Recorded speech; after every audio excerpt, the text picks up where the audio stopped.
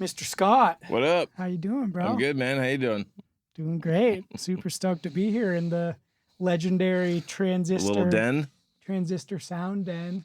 Yeah, absolutely. It's been a while since I've been in here. I feel like maybe the last time was when we did the Optimistics record here. Probably back 2015, 16 maybe, something like that. Yeah. It's like the...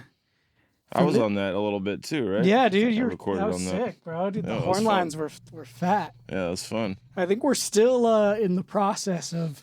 Still mixing that down? I think... A 7-year record? Yeah, shout out Soldoc. 8 years now, maybe? He hit us all up recently for the ASCAP to... Oh, yeah. I think he hit me up for that, too. I think I have some on, like, BMI and some on ASCAP. Yeah. I don't know which one I use. I think it's ASCAP. Yeah, is there any, like, notable difference between Not them? really. Just, like, two different royalty Not really. spots or whatever? I think I have 2, but I mainly use ASCAP. But yeah. Yeah. It was, I mean, that was a fun process, like, getting to see the different ways, like, a song comes together. We had these songs that we had written in, then you come in the studio, and it was really cool seeing you and Saul, like, put together these parts, and suddenly we're like, oh. Of course, I love Solly. Elevated all to another level, and I had Lex on that too on drums. And talk Lex about Raison. like studio mode. You know, like, Yeah. I feel like with drummers, especially, you like a drummer plays a certain way live, but then you get him in the studio, and all of a sudden it's like a whole different of course thing. You know, like of course, studio magic. Man. Yeah, I mean, Lex is already a super saucy, tight drummer, but of course, studio Lex was on his best behavior. He's always a pleasure, man. That guy's a fucking beast. Not to mention, like, one of just the most down and out, like, genuine bros. Oh, yeah. Always comes through with dude. I love that guy so much. Of course.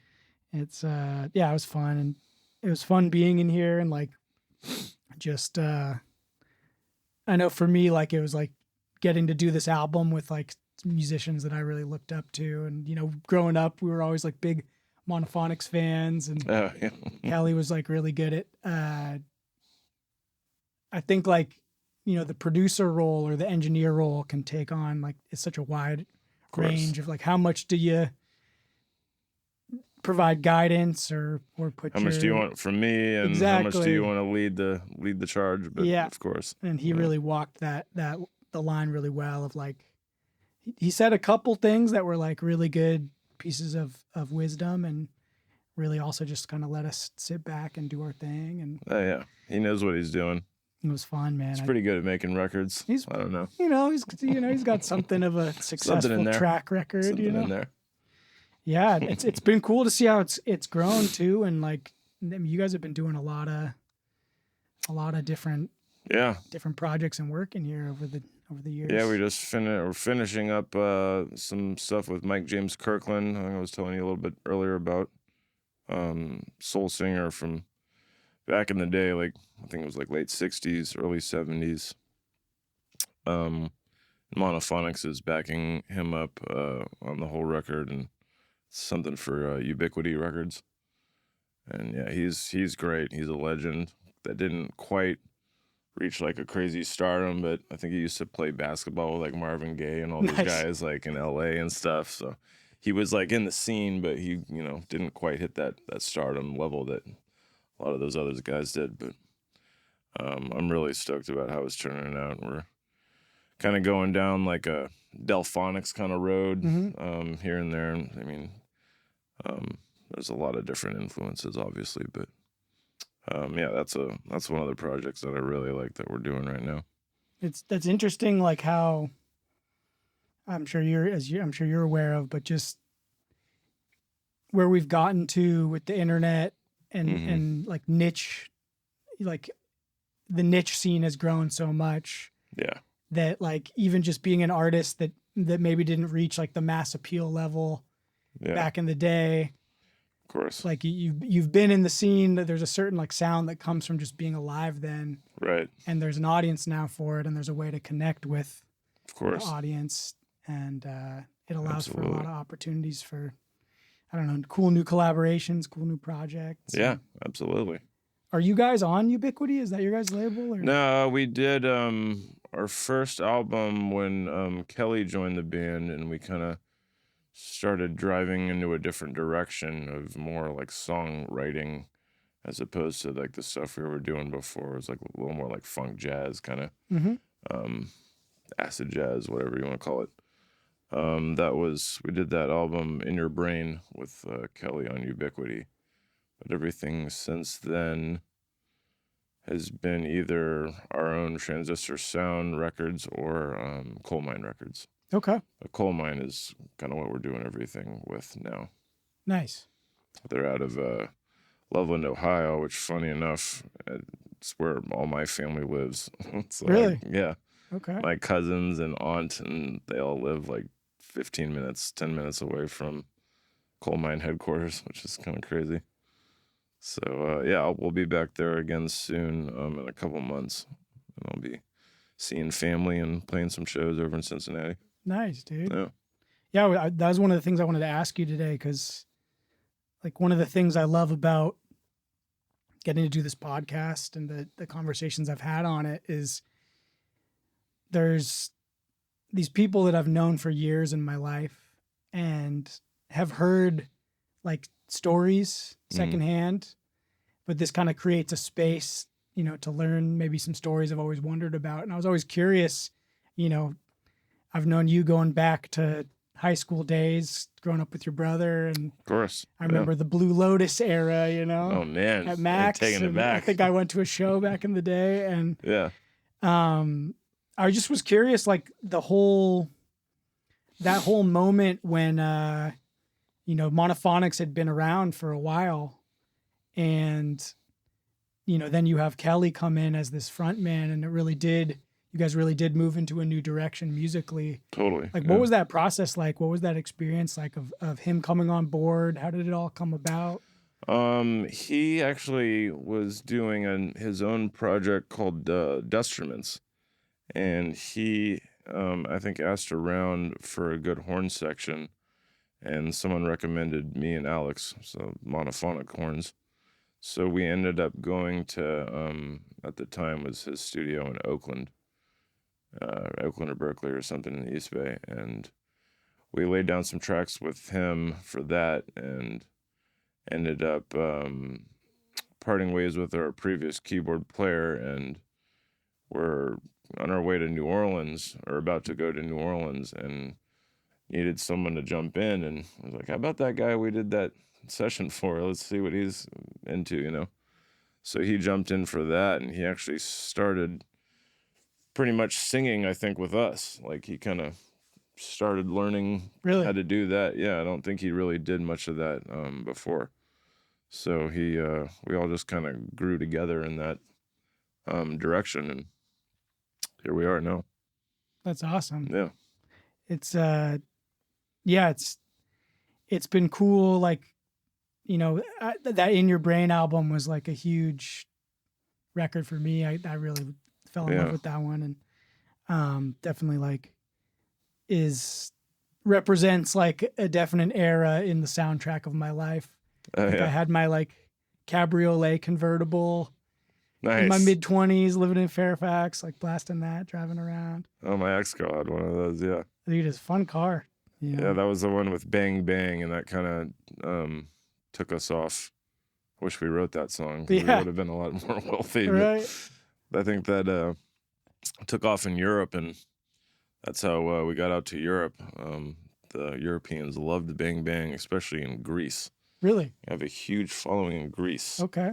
Among other places, but Bang Bang was kind of the one that got us on the map from that record. What was that like, going out to Greece, and suddenly, like, were you aware of how big it was before you got out there? I mean, no, we didn't know much about it at all. I mean, you see pictures of like Santorini, like the white stucco buildings and all. It looks amazing, obviously, and it is amazing out there. But then you meet all the people there, and they're such warm, loving folks out there, and obviously that place is gorgeous, the landscape and everything, and it's definitely a destination spot. So we have a special relationship with Greece, for sure. remember seeing like back when I think maybe after like your first or second tour out there, just on Facebook, suddenly seeing a lot of like Malakalakis last names, like, Yeah. like suddenly there's a new like, Papadopoulos. Papadopoulos, And, and you start seeing new people commenting on things. absolutely. It's super funny. And yeah, it's been funny for me, as I, moving out to the East Bay and, became friends with the Honey Drops and all those guys. I love those guys. Yeah. And then they, them doing, they did a couple different sessions with Mike, Kelly's father, Mike Finnegan. Right. That's right. And then it was like this cool connection. And I had to ask you, one of the things I really wanted to ask you today was, have you ever watched Cop Rock? Oh, no. I think we saw like one episode or half of an episode. Have you and seen Kelly Mike's showed episode? It to me. Yeah, it's hilarious. It's one of my favorite things I've ever seen. Yeah, it's pretty rad. But like, you should probably check that out. yeah, you got to. It's a whole different ball game. Very like 80s, Oh like, yeah, it's for sure. Yeah, I love the awesome. concept of just like it's like total Hollywood producer concept of totally. Like, we're gonna do the cop show. That's all. It's You're like gonna be like a funky opera. cop who sings and plays the Hammond organ or whatever he was doing. Yeah. Oh yeah, no, It's amazing. That was one me and my brother got a lot of mileage out of. Yeah, it was awesome. super fun. And yeah, man. So what's going on right now with you guys? You guys are about to do this session. Or you guys got any tours planned in the future? Some touring coming up. We kind of we usually take a little break, like January, February every year. But yeah, we're doing some stuff up and down the West Coast. Then move over to the East and doing stuff out there. And I think we might end in New York again and then just fly back home. But yeah, we're doing some touring. And like I said, we're finishing up that album with Mike James Kirkland. We've been doing some stuff with the Sextones. Kelly's producing their new record, which I believe is about to be released. Nice. Yeah, then we're always working on things in between our own stuff. We have some new track with Kendra Morris coming out soon. Nice. Who I love a lot. She's an amazing singer. Is she local or? She's from Brooklyn, I believe. Okay. Yeah.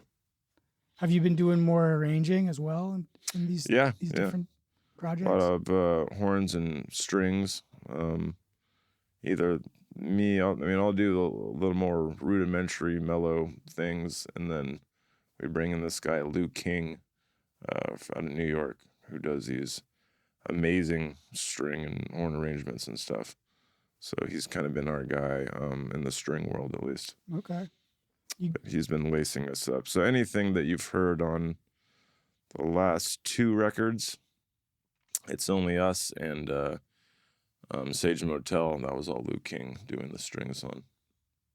When you sit down to arrange, are there particular instruments that you like to build around? Like, what's your process like? Is there?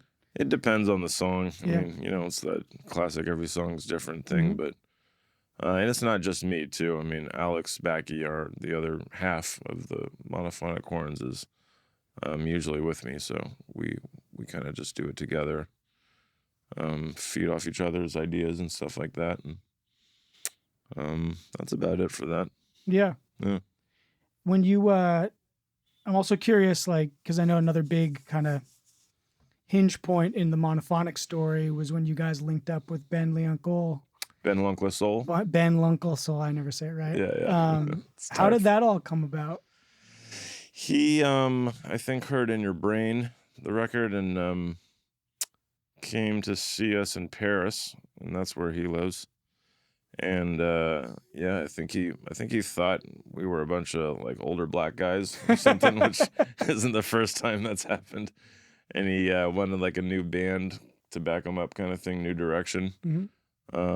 And he came to our show and saw that we weren't that, a bunch of young white dudes from Northern California.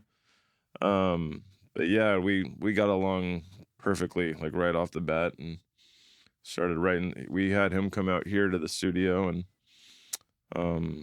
started just writing songs, and he brought his 2 singers with him, and yeah, we just kind of started making some magic together, and did the album with him, A Coup de Rev. Yeah. He's amazing. We did a lot of touring with him. Yeah. With Ben, yeah. I remember seeing pictures of you guys at all these big, like, European cathedral type old theaters. Yeah, he actually helped us get a lot of good new fans in Europe. We did one show at this festival. I think it was like 30,000 people in front of you, something like that. That was wild, yeah. That was definitely a rush. 'Cause you usually don't, after you've done this for so long, you don't really get nervous anymore. But at that point, I think I remember getting on stage, like, whew, it's a lot of people out there. Yeah. It's crazy, but... Was that outdoor kind of festival thing? Or? Yeah. Yeah, it was a big outdoor festival. Yeah, that was the last time I could remember being actually nervous. That and the Apollo. I was a little nervous for the Apollo. Yeah, you're telling me you had your you got your moment in at the Apollo. Little solo moment. Yeah, probably could have played a little better, but they seemed to like it. They didn't pull the hook out and rip me off stage, so I think I was all right. How big of a theater is that? How many people are at the Apollo? It's not that big. It's not as big as you would think. Probably 1,500 people, maybe, or maybe 2,000. Yeah. Is there like what do you think like the ideal size is for live music of like a venue? Like, is there like a depends. Also depends on the room, the venue, you know. But like a lot of those little clubs are really fun, you know. Mm-hmm. You got people pressed up against the stage, just dancing and sweating. I always kind of like that vibe. I mean, sometimes those big theaters can be a little stuffy and a little awkward, and especially if people are sitting down. I hate that. Yeah. But I kind of like the 300 to 500 area, you know. So it's just big enough to have some room, but it's also intimate enough to kind of connect with the audience and stuff. You still get that energy of like there's a good sized group of people listening. But yeah, you can feed off the audience a lot better when people are just right up next to you, you know, and sweating all over my pedal board and dropping beers and stuff on me. Yeah, exactly. Got it. That's a little bit of raise on the stage. Yeah, a little bit of separation. A little bit. I know. I think about that sometimes. Like I'll get in. You know, like a few years ago, I really got into Anderson .Paak. Oh yeah. And I was like, man, like I probably would never have the opportunity to see this guy at like a 300 person venue or like at Sweetwater or like, you know, like, but thinking about like how good that show must be when you get to be in that intimate space. That's not like a stadium sound rig where there's weird acoustics and, you know, you actually can hear everything. Absolutely. Yeah. You know, set up I like the intimate vibe a lot.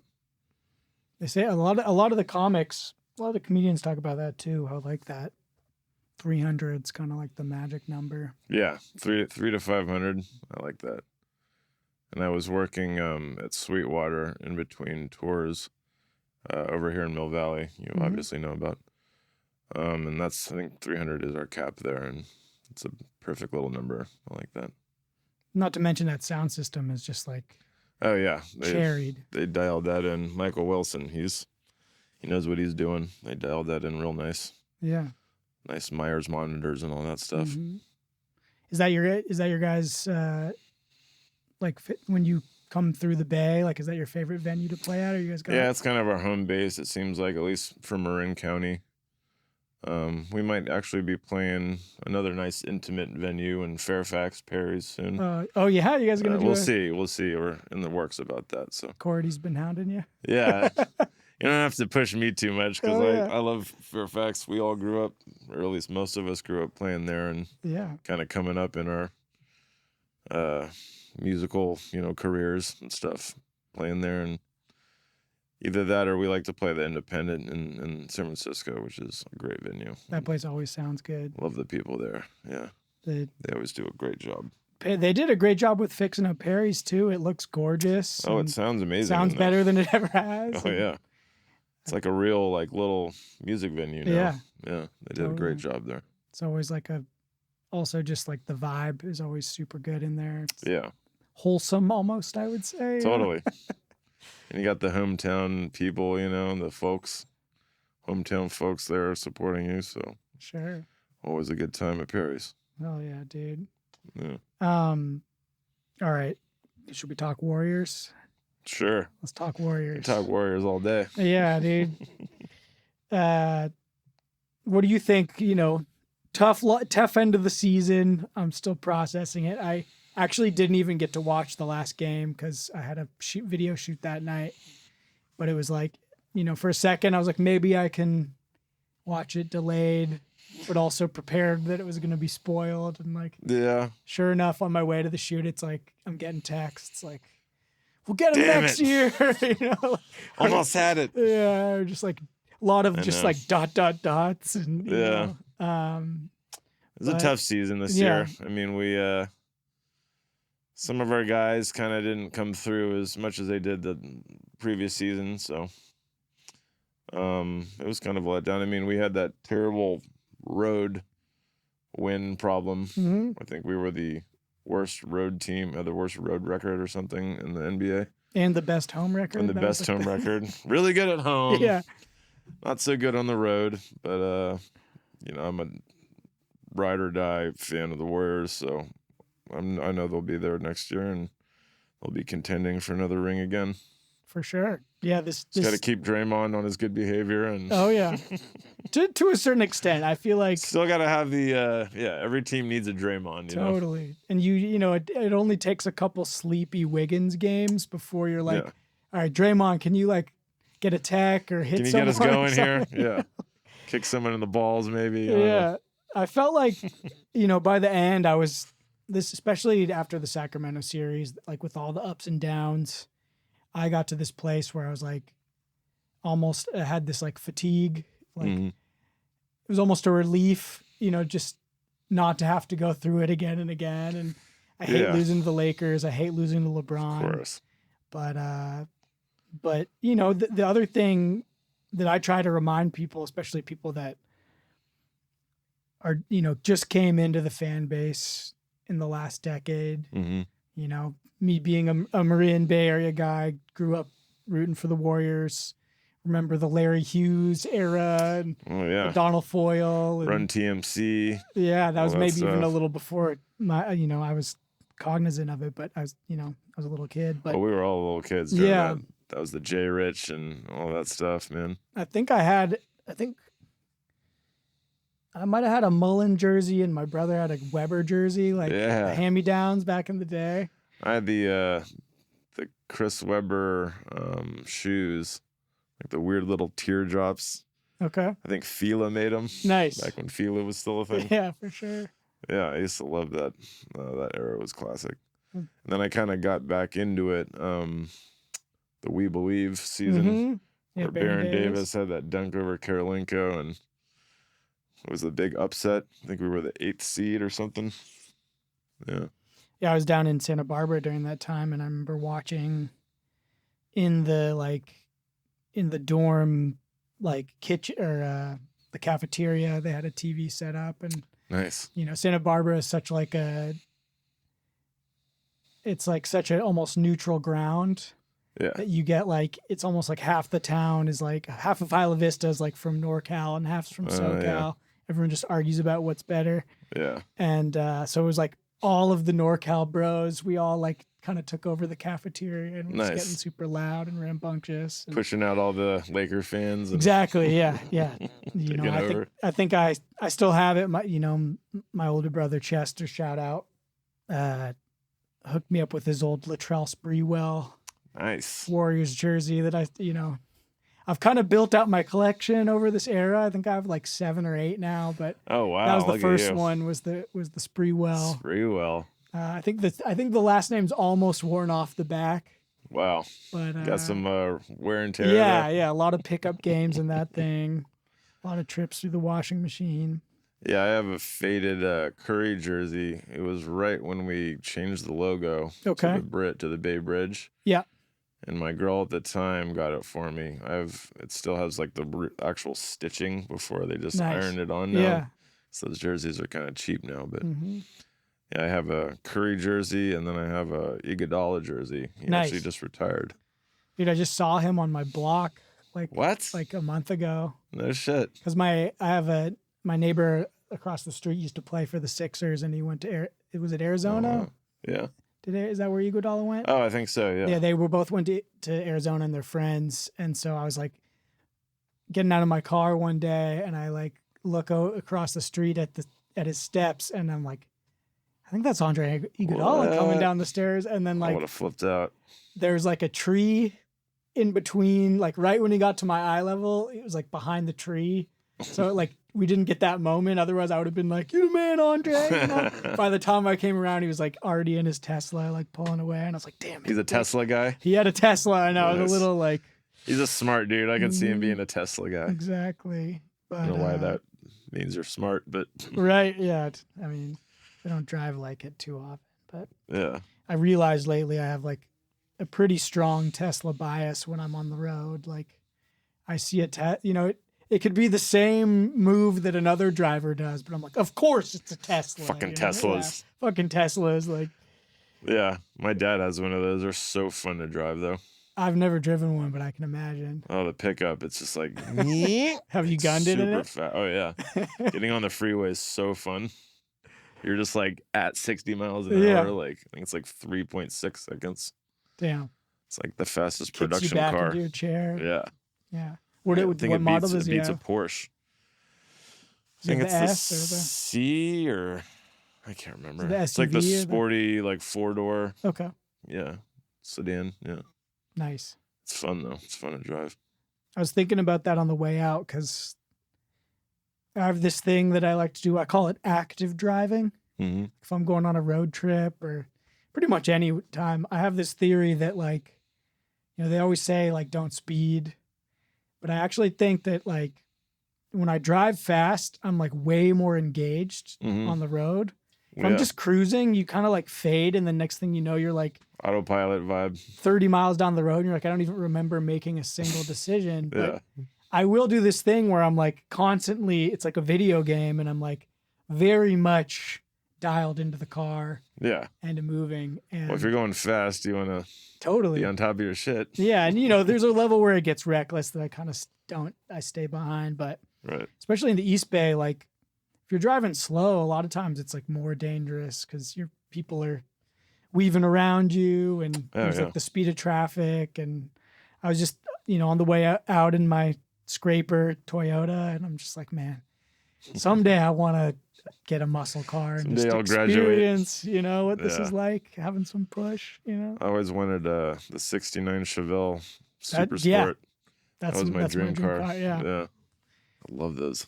I remember this dude, shout out Frankie Bourne, had like I don't know if it was a 69 or like a 71, but he had like a beautiful, like cherried out maroon or burgundy Chevelle. Ooh. And you just turn that thing on, and it's just got that like boop, boop, boop, boop, boop, boop, boop, boop, boop, just like serious America, serious machinery. Absolutely, super nice. I always wanted one of those. I always felt like if I was at that point where I could afford to have a like a ridiculously inefficient vehicle, it's gonna be like muscle car over luxury. Yeah. Especially these days with gas prices, insane. Just have one of those to throw all your money into. Yeah. What do you think about, I wanted to get into like, do you think the Warriors are going to be making any roster changes this year? Or like, are there any trades that you see that you think that you're excited about potentially? It's a good question. I mean, I've been looking online and kind of seeing other people's takes on it. A lot of people are kind of mad at Jordan Poole right now. Of course. Myself included. I was a little mad too. I don't want to trash the man too hard because last season he helped us get that ring like tenfold. I mean, helped us win a lot of those games we probably would have lost without him. So until the finals. Yeah, exactly. But he was a little absent this last playoff run, so I could see him maybe getting traded, or I don't know. They didn't use Kuminga at all in the playoffs, and I'm wondering if they're gonna hang on to him or not. Andre Iguodala just retired. I don't know if you know about that, I but heard that. so that definitely frees up one spot. Hopefully they'll make him like a coach or something. I think he's basically been doing that the last 2 or 3 seasons anyway. Coaching and the sporting sidelines, his yeah. fashion line or whatever, Yeah, right. with the fuzzy sweater. Right. But yeah, I could see maybe them making a move with him, but I'd like to keep him personally. And I mean, he was doing some Steph Curry-esque kind of stuff last season to the point where it's like, I think we should give him another chance, at least one more season. And we could help him develop a little more. And he's still really young, so. Totally. And you got Wiggins, he's been developing very nicely. Looney, out of nowhere, MVP. became like one of the best centers in the NBA. I was like, what? Averaging like 12 or 13 boards a game, I think, for like the last half of the season, and definitely the playoffs. So best contract, like best deal in the NBA right now, I think is when is his contract up? Do you know? I think he's still got a couple years on it, and they're paying him like 10, I think, or less. Okay. And he's playing like $25 million per player or something. At least. I mean, I love Looney. That was, every season I like to get a jersey in the playoffs, and that was the one I got this year. It was a Loon jersey. Yeah. That's awesome. My I Chinese want to get a knockoff. Loon jersey. It's the one I feel like, in 5 or 6 years when you go to the game, it's like that's the one that shows you're a real one. Yeah. You're like, you got the Looney jersey? Yeah, the Loon this jersey. guy knows the team, man. I would wear my Iggy jersey to the games, and people would be like, "Yo, you got an Iggy jersey, bro?" And I'm like, "Yeah, showing the realness." In the sea of Currys, you gotta stand out. But I could see Draymond has been an issue. Obviously, you could talk about that all day. He's, I mean, like we were saying earlier, you need a Draymond. Every team needs that kind of junkyard dog vibe, especially this team. Yeah, I think like without Draymond, things everyone can get a little milk toast, and like everyone's so nice. And after you, it's like a little Canadian, maybe, Right, so like right. I think Draymond, like this year, to me at least, really like showed his value. Oh yeah, in the contract year, and those last few games even too. Just he cares. Yeah. And that was like an issue that they talked about this season, was like these guys kind of did it. They've got 4. They proved to everyone last year we can still win. But at times this season, like people looked like they were complacent, and having Draymond there keeps everybody a little bit honest, I think. Oh, absolutely. I mean, he had that whole run-in with Jordan Poole where he socked him in the face, which was honestly pretty funny to me. I thought that shit was hilarious. But I had that Jordan. That Bill Burr line in my head of like, what'd he say? What'd he say? What'd he say? What did Jordan Poole say? Yeah, probably isn't a lot to set Draymond off. He's a hothead, obviously. I hope they don't move him. I mean, he's the core. He's definitely in the core 3. Totally. I'd like to say Looney is a core member now too, the core 4. So yeah, I think Draymond's going to be a free agent this next season, or at the end of this. So he's got the opt-in this year. Yeah, the player option. Yeah. And so far, all the messaging from the Warriors, pretty much starting the night they got knocked out, has been about how the core will be coming back. Right. From like, I listened to a couple interviews with Steve Kerr, and he was pretty emphatic. Like, we want all these guys back. Yeah. Draymond on his podcast, like an hour after the game, was talking about how he wants to end his career in the Bay. Ride in with the same guys totally ride out with the same guys you rode in with. I think Jordan Poole, I was kind of out on him in February. Like I was already yelling. I was actually today thinking back to the finals last year, and already I was kind of starting to get annoyed a little bit. And I was trying, at first I wasn't really aware of it, because I also remember being like, oh, we got Poole, like he's about to be like the superstar. And me too. seeing all the upside. But I think what kind of got under my skin, and maybe, under the Bay at large, was just like the attitude, like almost like I'm now a splash bro, little cocky, which you want some of that, but you want you want him to believe in himself. Totally. But there's a fine line, obviously. And this season, my takeaway, I think he's an incredible talent. Absolutely. I think he's got a lot of potential for the future. But after watching all these games this season, it became really clear to me that he didn't really fit in the system. Yeah. And like the classic Warrior system, like pre-KD, my favorite season, the season before KD came that we got the first ring. Yeah. It was like the most compelling basketball because these guys were playing as a team. Right. Like, to me, that's Steph's greatness. You didn't have that bring in the superstars from the other team vibe, create a super team. We had our super team that we developed. Exactly. And they developed together. Like even Steph, who is one of the GOATs of all time. Of course. He's I think the only reason he isn't more in that conversation is because he's really sunk into the team play rather than being like, I'm going to get mine. I'm going to do the James Harden thing or the LeBron thing. Like you saw him deferring and like bringing everybody up. Right. Which is the most MVP thing you can do and the most GOAT-like behavior in my mind, because it's not all about you. It's not about like doing like ISO game. It's all about like getting your dimes, and like bringing everyone else into the play to win together, as opposed to just trying to Kobe it and just not pass the ball or whatever. No guff to Kobe. Oh yeah. But R.I.P. Rhymes with my name. I've always had love for him for that. Absolutely. Dude's amazing.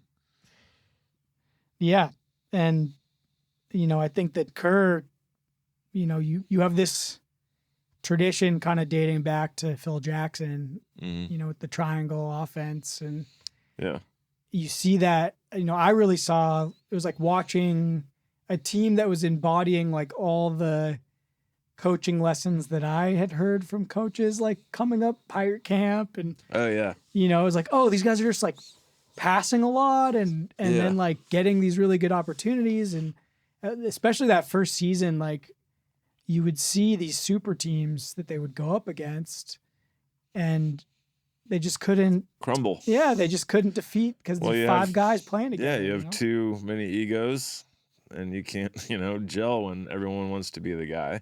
Sure. That's why I love the Warriors so much. It's on another level, is because they just have that camaraderie, and being in a band, it's the same kind of thing. You can apply that stuff the same way. Who's the Draymond Green in the Monophonics? I think it's me. I've actually talked about that before. Who's gone to jail the most? Who gets in fights? No, I don't do that anymore, but I used to be a lot more ruckus when I was a little younger. Enforcer? Yeah, I was the enforcer maybe a little bit. Dude, every band needs an enforcer, though. Everybody needs a Draymond, Exactly. I got to do it. So then who's the Clay? I always like to say Austin is the Klay Thompson.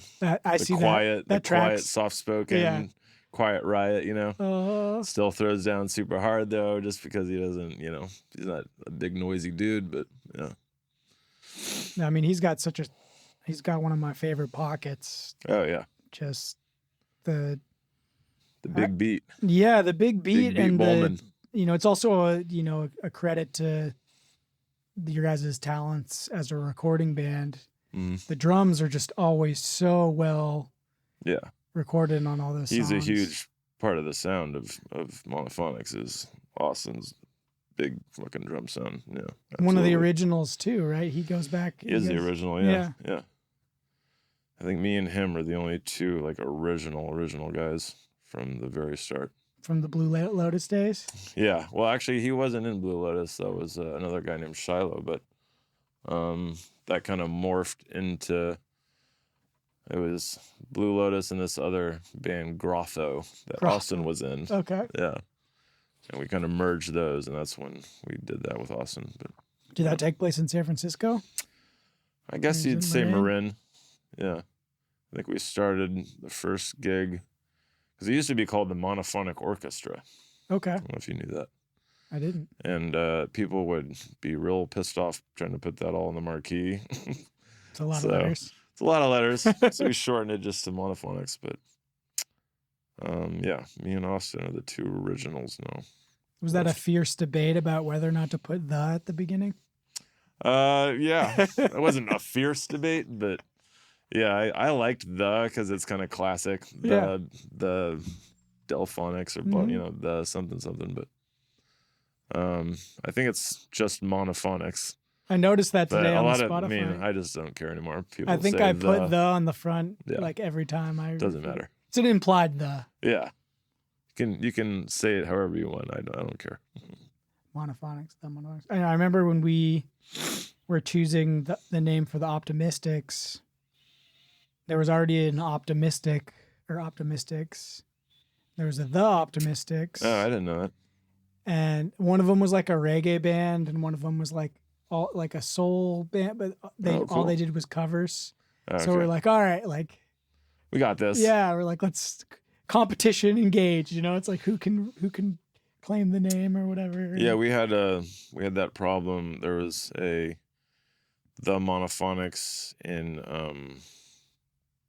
somewhere in Britain, and they were the same kind of thing, just cover band, I think. Or no, I think it was mostly covers, but they did some originals, blah blah blah, whatever. But they'd play like maybe once or twice a year, and we were trying to get the domain name from them, so we had to I think we bought it off them or something like that. Okay. We're like, yo, man, you guys don't really do anything. We're like touring the world. Can we have this, please? So we finally got it, but yeah, we had to buy it off them or something. I went through that. I mean, I didn't buy it, but when I tried to make a Instagram for my videography, like Hobart Media, there's this like damn Australian guy. Oh, really? And, yeah, Hobart Media, and he doesn't do anything. Really? I haven't reached out to him yet. He still owns it though. You don't have it. I don't have it. No. Yeah. I think I have the Hobart Media. Okay, well, same thing. Yeah. You can get away with it. It's fine. Get away with it. Yeah, for sure. But yeah, that was my biggest like takeaway about Poole this season was just like I have a lot of respect for his ethic and his talent and the way that he like worked to get himself out of the G League and ended up being such an asset. But I haven't seen him fit himself into the Warriors system. Right. And I think if this season, if he had been able to keep his head down and really become a role player, he would be the most celebrated guy in the Bay. Absolutely. I mean, the turnovers and the, taking your time with the ball. Because sometimes I would just be yelling at the TV, like, plenty of seconds left on the shot clock. Like, why are you taking that crazy ass shot, forcing shots, with like 15 on the clock, doing crazy like behind the back passes, and then another turnover, and it's like, you don't got to do all that stuff, bro. Just take it easy, take your time, And the moments where move the ball around, take care of the rock, and the moments where where he showed patience and took a shot in rhythm. He can finish and he can do it. And so, I mean, that's the thing. That was the thing for me. And then also at the end of the season, just the pouting, like really got to me. It was like kind of the icing on the cake where I was like, all right, dude, like, you see like a Moses Moody. Yeah. It was like the epitome of what coach doesn't love that? Of course. Does that interview, talks about how he's like, I came to the Warriors to learn. I could have stayed in college. Coach's dream. Yeah, just like and then ready to do anything that you need. Totally. Yeah. And you see him. He found his way back onto the lineup. Dude, and he was actually crucial for a lot of those playoff games. Like he would come in, he had maybe 5-6 minutes, but he was efficient for those minutes. I mean, he was doing a lot of good stuff. I feel like him. I like to keep him around personally. Totally. Yeah. I hope we don't trade him. I don't want to lose him. I think he's going to be like a really solid, important piece. Yeah, good role player. Kuminga too. Like I know Kuminga also kind of got pouty at the end there, but I think like, my dream is like, we trade Poole, we bring in some pieces to help. I still believe in the core three. I Me think too. these guys can still win, and we just need to find them like those Livingston type players who are going to be able to. I'd like to have a nice tall big as well. Maybe take a little heat off Loon so he has a little more help. Because we always have been a traditionally small ball kind of squad. So I think it'd be good to have a little more height to go up against the Karl Anthony Towns and all those guys, you know. Totally. Yeah. Jokic is obviously a huge problem. But we wore them out last time with the fast pace. And Absolutely. I mean, some of those guys, you just run circles around them. Yeah. And that was kind of I was hoping we'd get to face Denver again because I felt like we had an answer. I think with if we're going to get a tall guy, he needs to be able to score. And because that was a big factor this year, having Draymond and Looney, who are both amazing players, but neither of them are like these scoring big men. Yeah. I think the most compelling trade that I've heard so far was they were talking about it would be like Wiggins, Poole, and maybe Kuminga for Brogdon and Jaylen Brown on the Celtics. That could be cool. Which I love Jaylen Brown. He's someone that I doesn't have that height, but still. But he can fit. He's like one of those guys that'll put it on his back and finish. Yeah. And mid range. Was he Depoy one year? No. Has he been Defensive Player of the Year before? No, maybe not. Maybe. Jaylen Brown? I don't know. Maybe not. I don't know. But I really like Nerlens Noel. Yeah. I thought he'd be good and he can shoot. Where is one of those kind of guys. Does he play for not Philly? Can't remember who he plays for off the top of my head. Mm-hmm. But yeah, tall, can shoot. So anything that would spread the floor. Yeah. When you have a center that you have to worry about at the 3-point line, that's perfect. Opens things up. Open that whole paint area. Yeah. We both wanted Jay Crowder. And I was like really hoping at the Love Jay All-Star Crowder. break. I saw him Everyone that he was like him. available, and I was like, man, let's just do whatever it takes. Like I was hoping I'd just pull up my social media, blah blah blah, and just see signing Jay see Crowder. him in a Warriors uniform. That'd be amazing.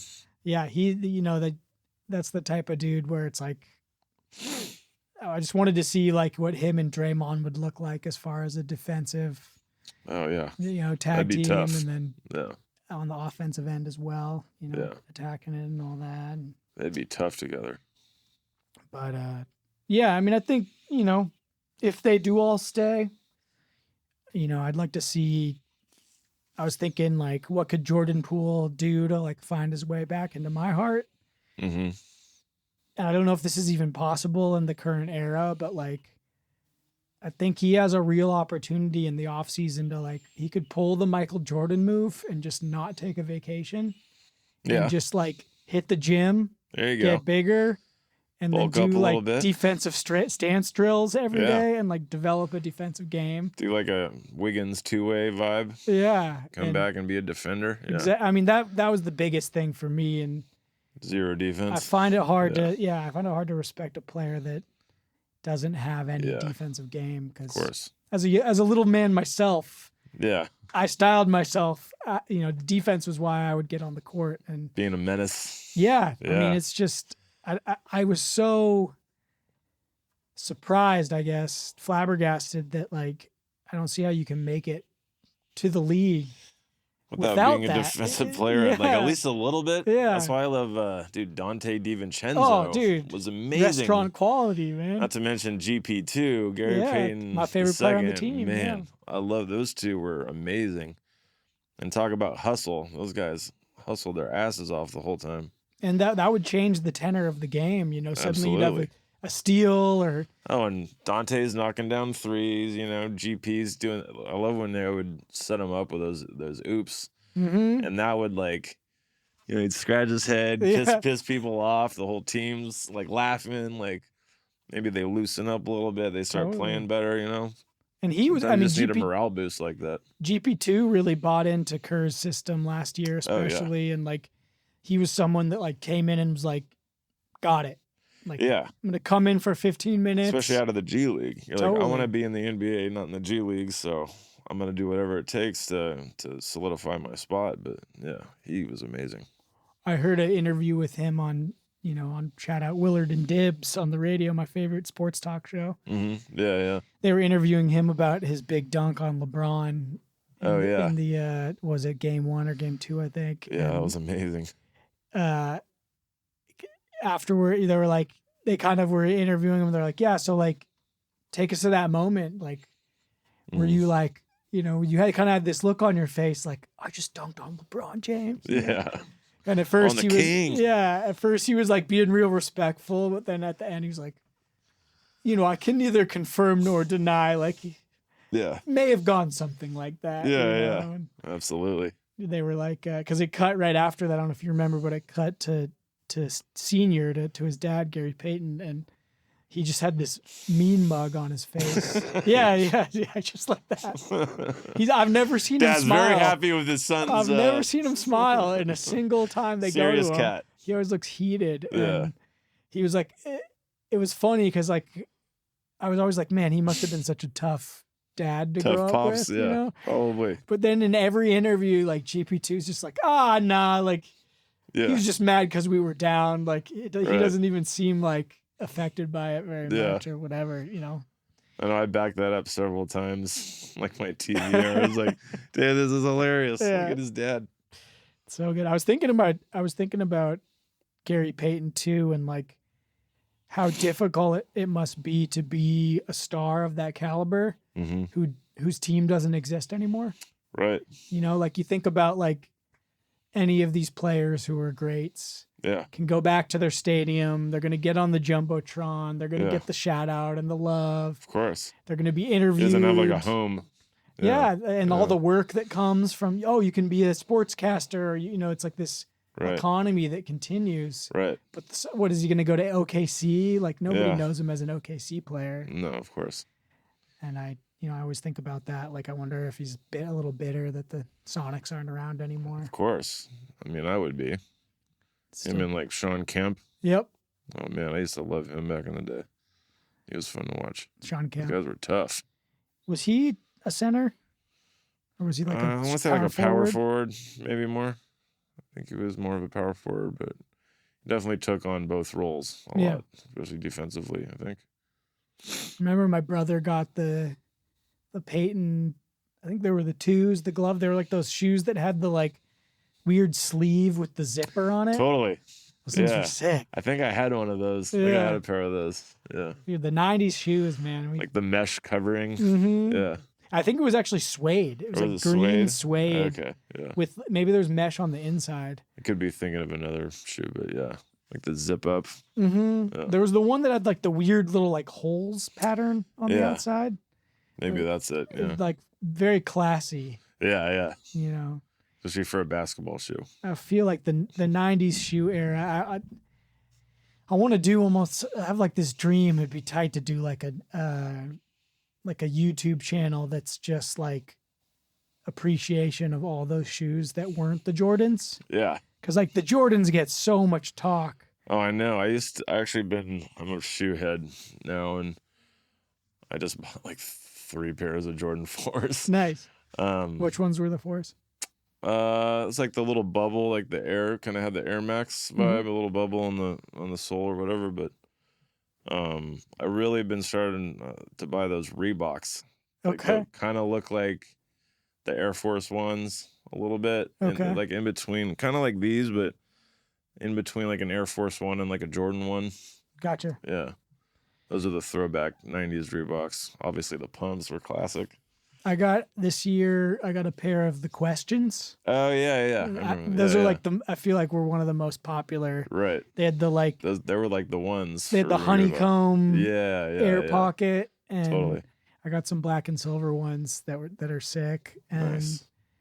Yeah, just the Iversons. It's funny when you wear those too, because you're like, they're so clunky. Mm-hmm. There's so much shoe. They're very comfortable, but I'm like, this Allen Iverson wore these? Right. One of the most like maneuverable point guards of all time. Like the classic ankle breaker Iverson, Yep. And his shoes were like couldn't stop him. Yeah, super clunky. And it's crazy these days. Like basketball shoes, like, makes me feel like an old man. I'm like, what are they wearing? Yeah. Neon pink. What are these stupid shoes yeah, they're like, doing now? Get off my lawn, you know. Yeah, yeah. I've come around to like the bright colors, I think, a little bit. Me too. I got these the Donovan Mitchells, Oh yeah. which It was like kind of like orange or pink or something. Or I got the Crayola. Oh, okay. It was like a partnership with Crayola, Wow. and they were like neon yellow. Oh yeah, okay. And I hated the color, but I went to Shoe Pavilion, and I tried on like 12 different pairs of basketball shoes. Oh, nice. Because I'm at the age now where it's like my ankles are trash, Mhm. and I need to just spend the money and get like, I'm not going to the bargain bin anymore. Like if I want to play basketball, I have to invest. It's worth it. Some ankle support. Exactly. I have the Steph Curry braces, and oh, nice. so I tried on like every shoe in the store, and the salespeople were so nice, and the Donovan Mitchells were like the most comfortable. Really? Really great shoes. Nice. And they were neon yellow, and I was like, I hate the color, but I went for the comfort over Trying something new. Yeah. And yeah. I show up at the court and a little color in your life. Yeah, dude. All the homies were like, dude, those shoes are sick. That color's so. And I was like, what? I'm like, it was a big like surprise. Like the cool old man. Yeah. They were all like, I got my like shoes, props. youngins.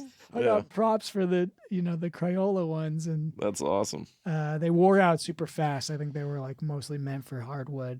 I was playing on concrete. But so you ball a lot then, huh?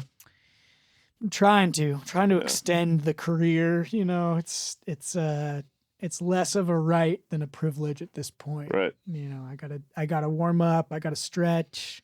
Oh, I never do that. My ankles always hurt, but I got the sauna at the house, and I've been doing the cold plunge. There you go. Which really helps a lot. And, it's hard being a little guy. I was always like the quickest dude on the court. Right. And I've had to change my game up, and like, I'm not the quickest guy anymore. Right. And so now I have to like, it's not all driving to the hole. I've had to develop a mid-range in the last couple of years. Yeah. Do a little fadeaway, a little KD action or something. More of a Mo Buckets. Okay. Mo Buckets. Yeah. I'm the king of the long range too. Maurice. Oh, I missed him. I got his jersey. That was one of my first ones. You got a Mo Spates? I got a Mo Spates. I love it. He was great. He was great. I had with the big old mole on the head. Yeah. You know, beep beep. He was. It's like a little antenna. I loved. My favorite thing with Mo Buckets was he'd set like a dirty pick, or there'd be some kind of questionable thing under the hoop. Yeah. And you just see the most like shady smile on his face at the end of the play. Little shady grin. Cut to him, and he was just like, "Oh yeah, you did him dirty there, Mo." Yeah. But him and Boogie Cousins, they were good. That's right. They were fun to watch and have on the team. I saw a video recently of him in what was it, like Venezuela? Okay, I don't know. Or no, was it Cuba? He was playing in like South America League or Central American League, and they were just like Mo Spates? No. Or Boogie. Boogie. Yeah. And they're like, boogie, boogie, boogie, fast Spanish, and like that's awesome. Everyone's cheering him on, and nice. Yeah, having him with Draymond, that's like almost too much drama. Too much drama. Too many technicals. Right. Yeah. Too many T's. That's a good podcast name for them. Yeah. Too many T's. Yeah. Have you listened to Draymond's podcast at all? A little bit. I like. Also like. Was it All the Smoke? The Matt Barnes and Stevenson. That's not podcast. JJ Redick's podcast, right? No. It's Matt Barnes and Stevenson, who were on the Warriors. Okay. I think it's called All the Smoke. I feel like Draymond's on that a lot too, but you should check that out. It's good. Well, yeah, I'll have to peep that one. They had Don Nelson on it, or I think it was a Don Nelson interview, and they're like, "What are you doing these days?" And he's like, "Oh, I'm over in Hawaii. I'm smoking a lot of pot." It was like they all just started erupting in laughter. And I lost it. I thought that was hilarious. His hair's all long and shit. Nice. He's got like wooden beads, like full necklaces. Deadhead. Yeah, that's hilarious. So funny, dude. That was kind of my experience earlier this year. I got to go to Bill Walton's house. Oh, nice. Because my uncle, played in the league with him back in the day. Yeah. They were on the Bruins on that UCLA squad. Yeah. My uncle's the point guard on that Fab 5 team. Oh, what? That's crazy. I didn't know that. Yeah, I was like, I always grew up knowing that he was in the league, and then I remember one night I was watching like a documentary on it, and there's his picture right there. Oh shit. Unfortunately, uncle by marriage, I didn't get any of those Right. Lee genetics, but That'd be nice. But he passed away earlier this year, and so the service was at Bill Walton's house, so I got to fly down to San Diego and go there. And what was it? It was him and Jamal Wilkes, I think. Yeah, yeah. They both spoke, and it was just like so cool hearing these two legends, of course, talk about like they were both like, yeah, like Greg was the reason we're in the like he was the guy. He was giving us all the feeds.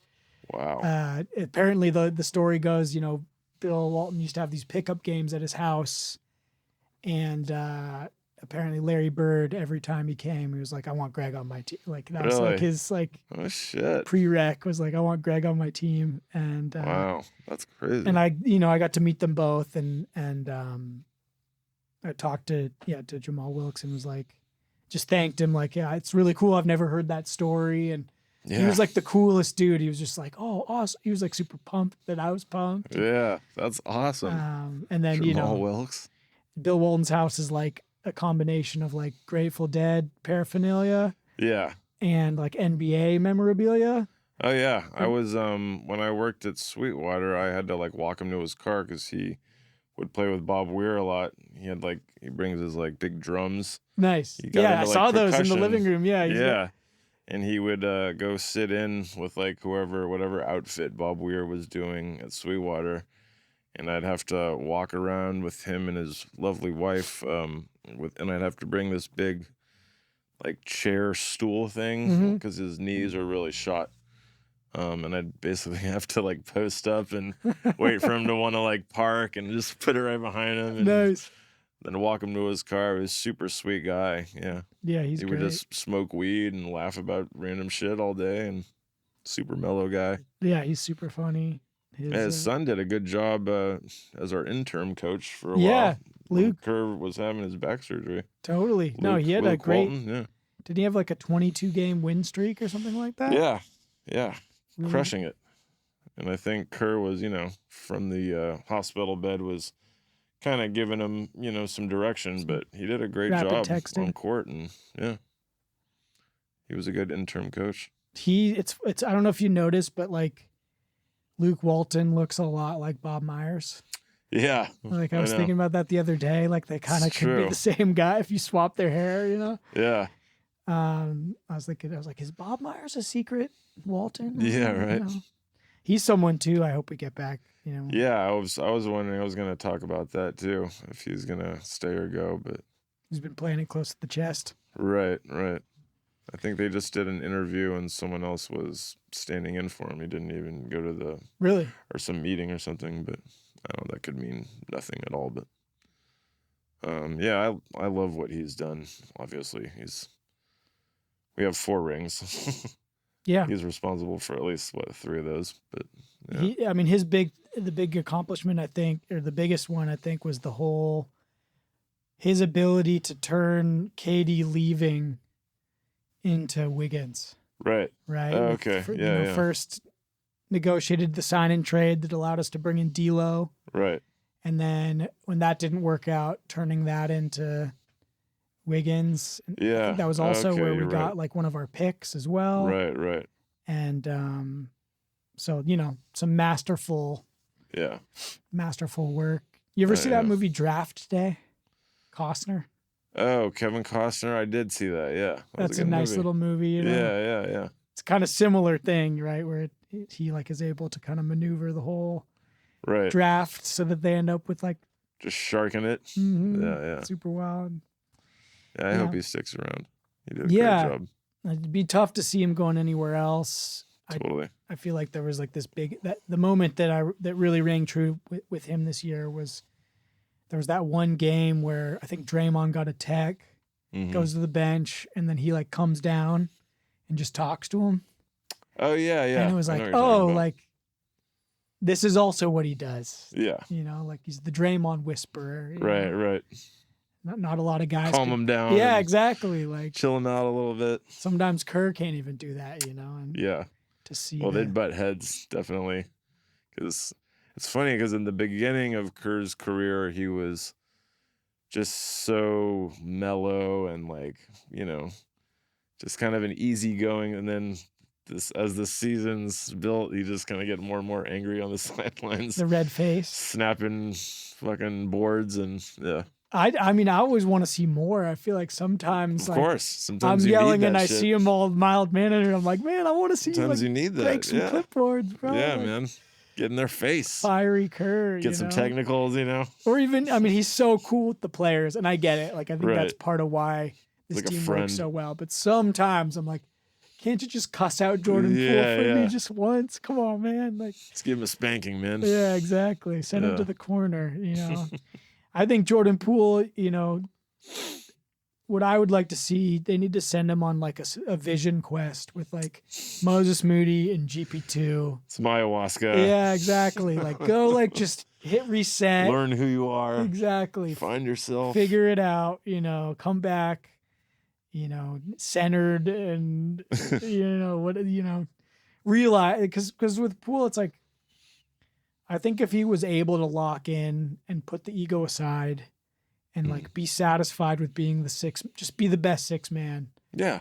In 2 years, you're going to be the guy. He's Yeah. going to be the one. you know? Exactly. Just patience and understanding, and yeah, do like some Sean Livingston stuff, but even, I mean, he's nothing against Sean Livingston, but it could definitely be more than that, more Might have effective a higher than him. ceiling. Oh yeah. Absolutely.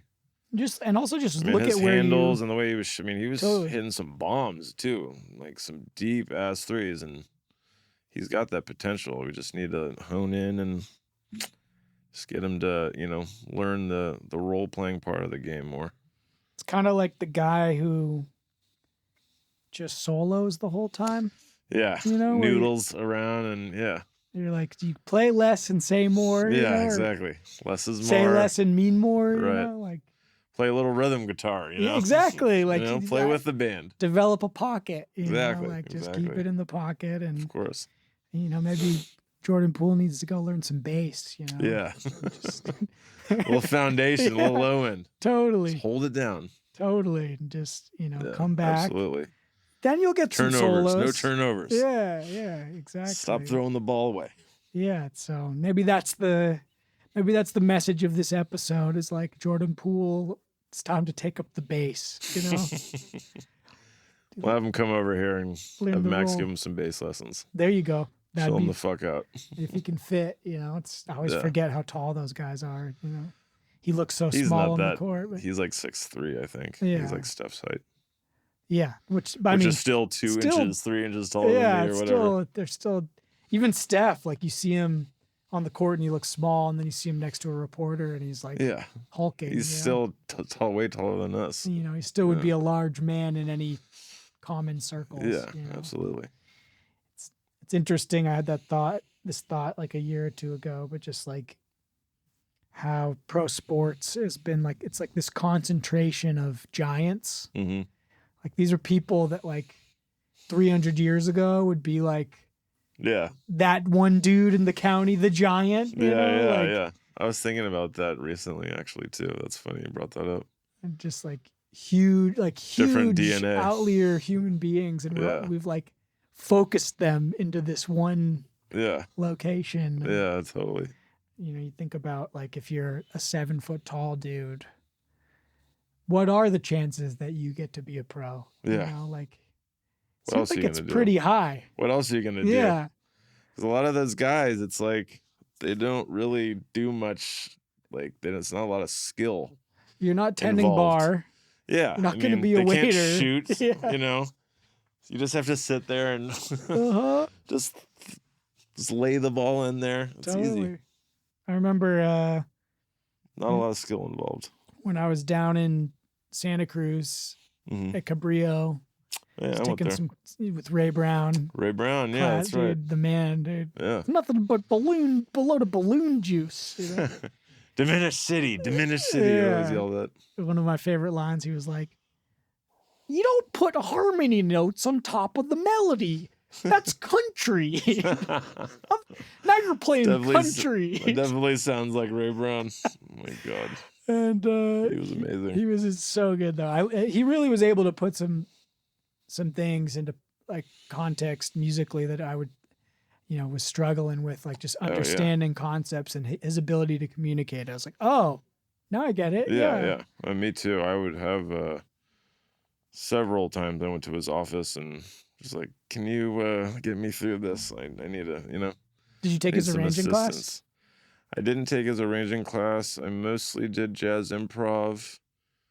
No, I wish I took his arranging class. I could brush up on that a little better. Yeah. But I did the beginning composition, and then I think I did the jazz arranging class in the next semester. That's cool. And that one was like, it was almost like taking psychedelics. Like it just changed my perspective on everything. And nice. We did I think we did 2 arrangements over the semester. One was like for 5 parts, and then one was for 7 parts.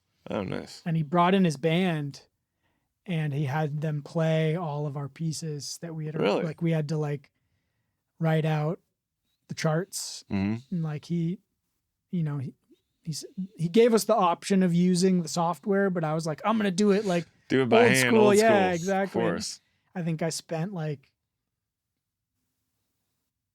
200 hours or something on my. At least. It was a satin doll arrangement, and satin doll. And we get in there, and he's like, he tells the band, he's like, you got to play it exactly how it's written. Right. All the wrong notes. Yeah. They're doing the Lord's work coming in here as a band, right? And so, because he wanted us all to hear, of course, if you forget to put this is what happens when you mess up. Exactly. Yeah. And I made the mistake because I pulled an all-nighter finishing. I forgot to transpose the alto trumpet or alto sax. So my melody line was. You were like a third or fourth off or something. It needed to be transposed like an octave. So it did. Oh, okay. So the guy played it all in the low octave, which meant some of the notes were out of range. Yeah. And I could have just written play up an octave, but I forgot. Yeah. So it was pretty out there, man. When I played it, it was all harmony. But it's all right. You learn. I learned, and it's all learning stuff. And it was just really cool. I never really thought of how much arrangement is such a creative thing, and how much you can change the feel of a song. Oh, of course. By doing that. Yeah, when we do arrange, we kind of do it on the fly here. I've never really make charts, at least for Monophonics. Okay. I've done some stuff for other projects, but yeah, we just kind of do it, off my head. I'll come up with some ideas. Alex will come up with some ideas. Kelly will come up with ideas too.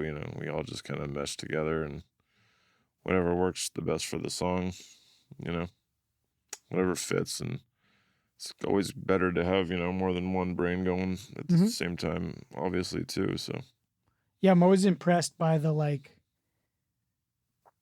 horn guys can just go and huddle up and be I'll play the third. Yeah. And then all right, we're good. And then suddenly oh shit, you guys. Yeah. Oh, that's fun. I feel like that's a pretty cool. Especially if you because me and Alex have been playing with each other since college, so we know each other's little things, pretty damn well at this point. So are there certain intervals that you guys favor, that you like? Yeah, it all, every song is different, obviously, and but yeah, I'll usually take the lead. That's kind of the classic, trumpet plays lead, and he'll do harmonies and stuff. But we both still come up with, the lead melody lines and harmonies and stuff ourselves, and just work off each other's heads and get whatever we can, the best thing we can out of it. Do you like to do you articulate your melodies on the piano, or do you just do it on the horn? I have very rarely. I actually do that more with string arrangement stuff. Just to help me hear the harmonies and stuff, and stacking the voicings and stuff. But No, the horns, we just kind of do it with our horns on the fly. Or we'll sing it to each other or something. If you're going to save your chops, if you're going to have a long session or whatever. Right. Yeah, how's that armature feeling all these years later? Embouchure. Embouchure. I always say it wrong. Oh, yeah. I mean, no, it's fun. Yeah, you just got to practice a lot to, especially as a brass player, to like even stay at the same level. You have to practice a lot, and then get alone, you know, if you want to further your craft, you got to put in a lot of work, just for your embouchure, just to keep these things solid and strong. Especially if you want to play those high notes. So I grew up on that Tower Power vibe. So you want to come strong lips, dude. Strong, man. Strong, high fucking notes. Yeah. Yeah, that was a good. I remember it one day, Ray Brown. We were in the middle of a class, and he's like, "Yeah, so pretty much, you know, if you guys are considering trumpet, you know, if you've already been doing it, then great, pursue it. But if you've never played trumpet before, let me just save you a lifetime of pain and just choose another instrument. Pick something else, man." That sounds like him. I swear to God, he had that same speech in one of my classes too. Yeah, it's just like, well, because he had that. It's a heartbreaking instrument or something like that. I think he would say. That, yeah, that's hilarious. It's such a funny character, and yeah. I don't know if he's still teaching or not, but I think he was like very minimally, but because I have a friend, my friend Tom Ling, and who I went through the jazz program with, was a bass player. He was helping teach there as like an assistant or something, I think, and told me that he's always been close to retirement ever since I was there, which was like 02, 03, 05, I think. And he was always kind of bitching about getting close to retiring and never. I mean, he's one of those guys that has the love for teaching, I think, and totally. It's hard to kind of walk away from, obviously, but I think he still is a little active with Cabrillo, and I don't know if he does UC Santa Cruz anymore. I think he might just be at the junior college. Can't stay away. Yeah. Well, Ryan, dude, I appreciate your time. And absolutely, thanks for bro. Coming on, man. It's fun having you on. Thanks for having me. Yeah, for sure. Anytime. Before we go, how can people connect with you, find you? What's the best way for people to do that? The social media aspect of things. What is it? Ryan Scott Music, I think, for Instagram. Okay. At Ryan Scott Music. And Ryan Scott on Facebook. Obviously, Monophonics.com. All of our upcoming shows and new news for music. And I think Monophonics, I think it's just at Monophonics for Instagram. You guys have any releases coming up or anything you want to plug before we get out of here? Yeah, we got something with Kendra Morris with Coal Mine Records. I pour my heart out under lights. I watch the sun melt into night. Somewhere a tree is dying. I don't know how this all is my life. Most of our stuff is with Coal Mine, other than the Mike James Kirkland album with Monophonics. That'll be out on Ubiquity Records. Okay. But yeah, that's about it. Is there a date yet for the Kendra Morris release? Or? I don't think we have a date yet, but it'll probably be in the next 2 or 3 months, I think, tops. Cool. Mike James Kirkland, I think, will be about the same, maybe the next 2 to 3 months. Nice. Yeah. Cool. A lot of new stuff's in the works. Yeah. You guys can check them out on Instagram at Monophonics and see when those things come out. And hell yeah, bro. Well, dude, Thanks for coming on. Thanks for having me. Thank you guys all out there for tuning in. Peace.